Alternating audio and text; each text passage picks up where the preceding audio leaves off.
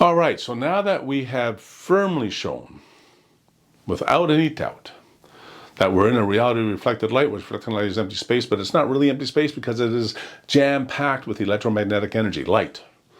You know, and we only get to see a small spectrum of that electromagnetic energy, what we call visible light.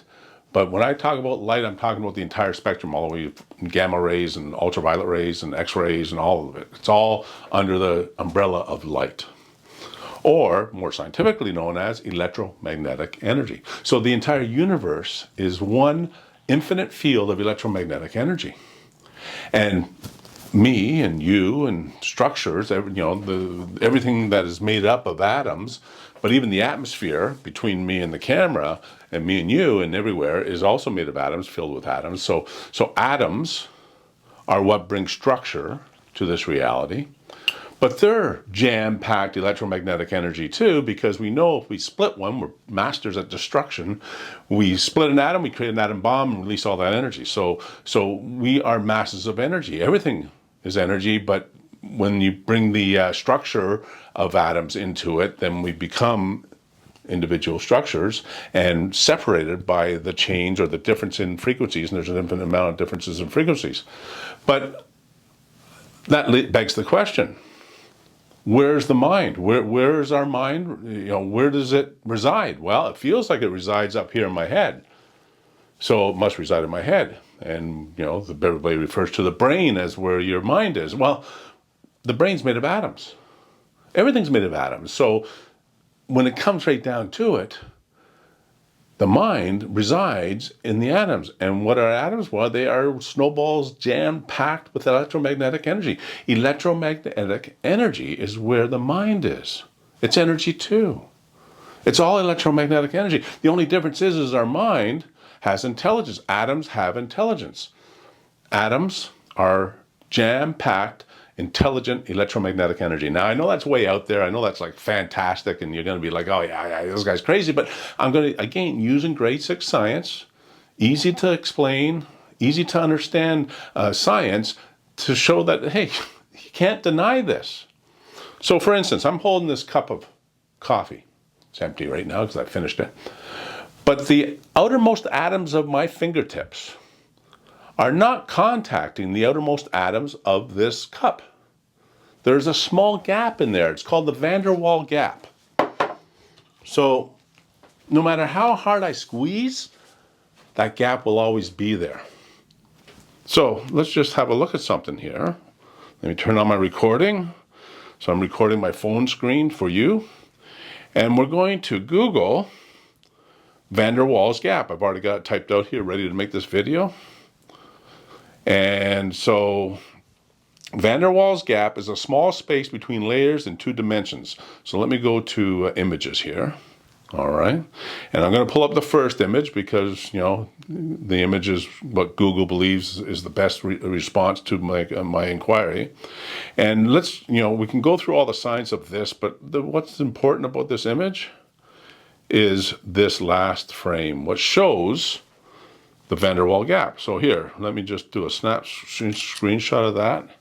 I'll bring up the screenshot and let's mark it up with a pen. Yes, okay. So if this is me and this is the cup, right? This little blue area is the gap between the two. There's a gap there. Let me just turn off the recording and come back to me now. Okay. So there's a gap there. And that gap means that whatever I'm feeling when I pick up this cup, whatever I'm feeling, the smoothness of it or the heat from it, the atoms are sensing that data. And through quadrillions of that, more atoms transmitting that data up to my head. Where my mind is in the atoms. So in the electromagnetic energy, all the way from the tips of my fingers to my brain. It's electromagnetic energy communicating. And it's unbelievable, but it is very believable. Like it's a dichotomy. It's like, holy smokes, I've never heard of this. And that's what really it comes down to is the programming. that we have been given since birth has robbed us of this miraculous, marvelous ability that we have as spirits having a human experience to be able to create whatever experience we want. And because we've been programmed that this is what life is all about, work hard, get a good education, you get ahead and struggle, that's the life we're creating for ourselves. Once you change that, you change everything. And it's amazing how easy it is, actually. You don't have to work hard. The only thing you have to work hard at is yourself, controlling your thoughts. So we're going to leave it at that for now. And then we'll go on to the next video. But I think that's the end of the I Am Nobody series. I think there's a third one.